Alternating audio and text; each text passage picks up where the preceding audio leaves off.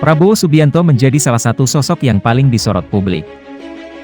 Bagaimana tidak, Prabowo kini duduk di kursi Menteri Pertahanan, setelah menjadi rival Joko Widodo di Pilpres 2019.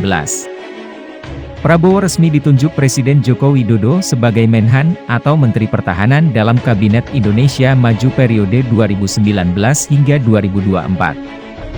Anton Ali Abbas mengungkapkan, sejumlah keunggulan dan kekurangan Prabowo di bidang militer, berdasarkan rekam jejaknya selama menjadi militer aktif.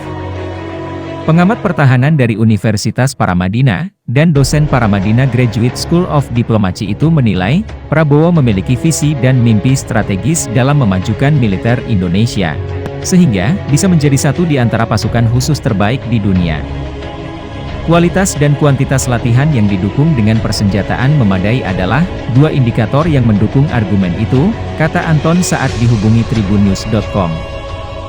Menurutnya, Prabowo juga punya pemikiran bahwa prajurit TNI harus mempunyai smart power yang mampu menjawab tantangan dalam Oktober 15 tahun mendatang. Sehingga, kala itu Prabowo mendorong dan memfasilitasi adanya pengiriman 35 perwira terpilih, mulai dari pangkat Letnan 1, hingga Letnan Kolonel, untuk studi ke luar negeri. Ia mengatakan, di antara 20 perwira yang dikirim ke Inggris dan 15 perwira ke Amerika Serikat, salah satunya disebut-sebut adalah Jenderal Andika Perkasa, yang sekarang menjabat sebagai Kepala Staf TNI Angkatan Darat. Diketahui sosok kasat Jenderal TNI Andika Perkasa, kini tengah menjadi sorotan publik.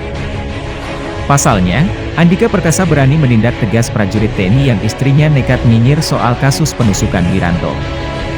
Menurut Anton, seleksi perwira ini dilakukan cukup ketat, seperti harus menjalani tes potensi akademik, tes IQ, dan pemahaman bahasa asing atau IELTS.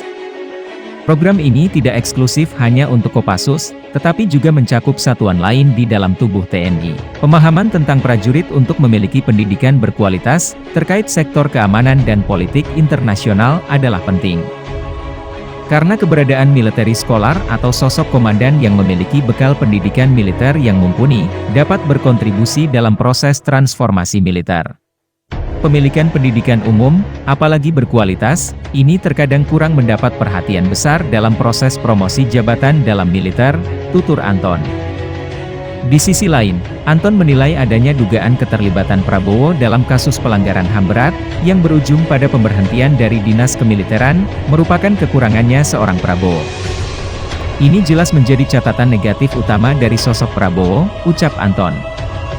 Pasalnya, Prabowo dinyatakan bersalah telah melanggar HAM ketika pecah peristiwa kerusuhan pada 1998 lalu.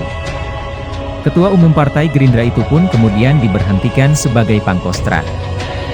Yang dilakukan Prabowo dalam memajukan militer, menggunakan dana non-APBN, memfasilitasi pengiriman 35 perwira studi ke luar negeri dengan dana pribadi, juga menjadi catatan tersendiri.